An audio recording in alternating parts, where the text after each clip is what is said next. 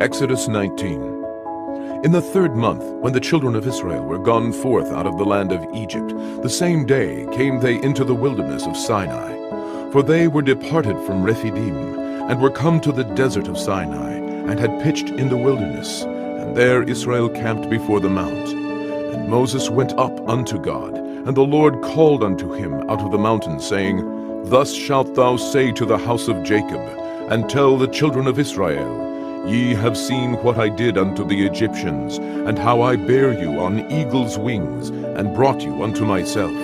Now therefore, if ye will obey my voice indeed, and keep my covenant, then ye shall be a peculiar treasure unto me above all people, for all the earth is mine. And ye shall be unto me a kingdom of priests, and an holy nation. These are the words which thou shalt speak unto the children of Israel. And Moses came and called for the elders of the people, and laid before their faces all these words which the Lord commanded him. And all the people answered together and said, All that the Lord hath spoken we will do.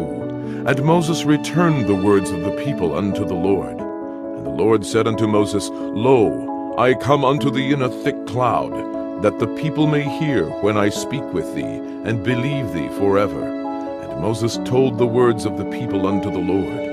And the Lord said unto Moses, Go unto the people, and sanctify them today and tomorrow, and let them wash their clothes, and be ready against the 3rd day. For the 3rd day the Lord will come down in the sight of all the people upon Mount Sinai. And thou shalt set bounds unto the people round about, saying, Take heed to yourselves, that ye go not up into the mount, or touch the border of it. Whosoever toucheth the mount shall be surely put to death. There shall not an hand touch it, but he shall surely be stoned, or shot through. Whether it be beast or man, it shall not live.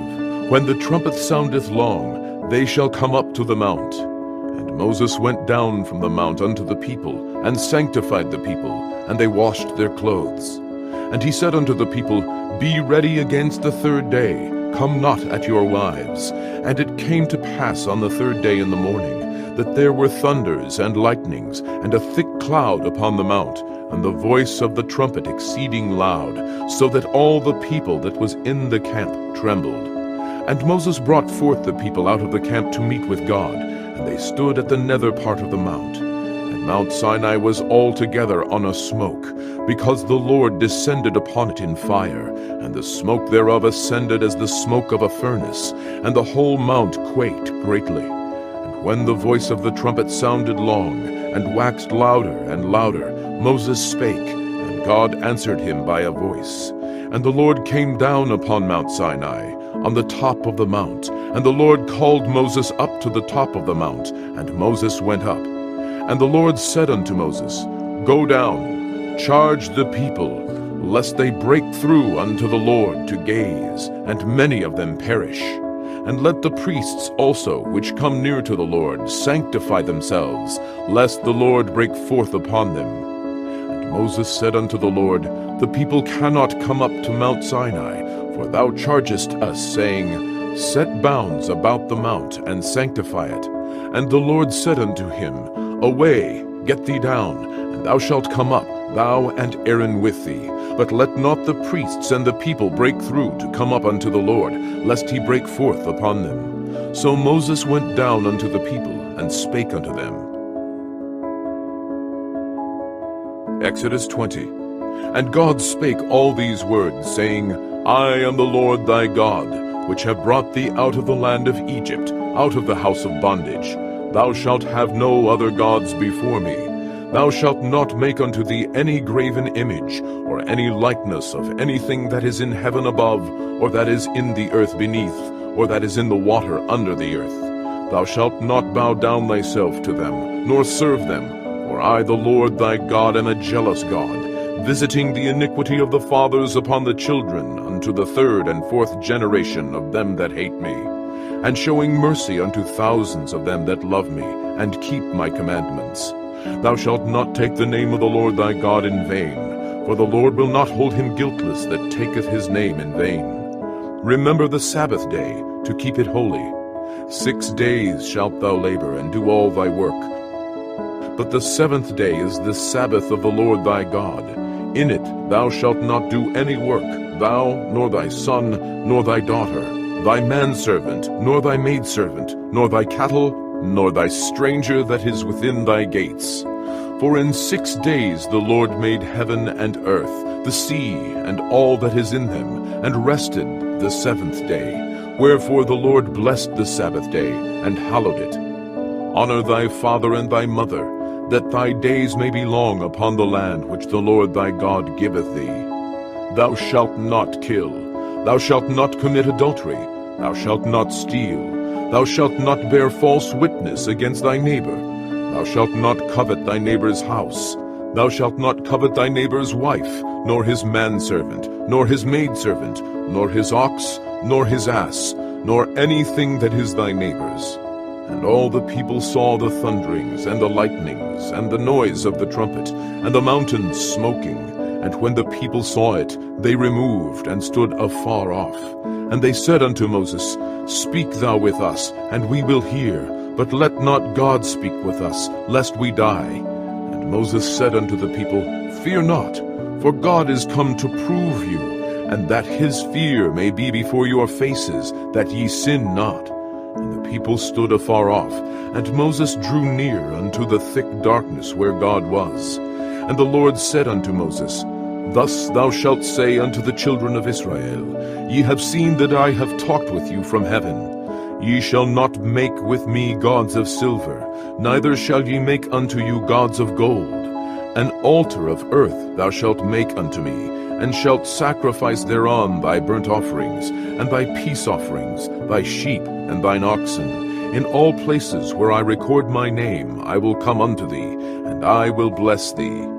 And if thou wilt make me an altar of stone, thou shalt not build it of hewn stone. For if thou lift up thy tool upon it, thou hast polluted it. Neither shalt thou go up by steps unto mine altar, that thy nakedness be not discovered thereon. Exodus 21. Now these are the judgments which thou shalt set before them. If thou buy an Hebrew servant, 6 years he shall serve, and in the 7th he shall go out free for nothing.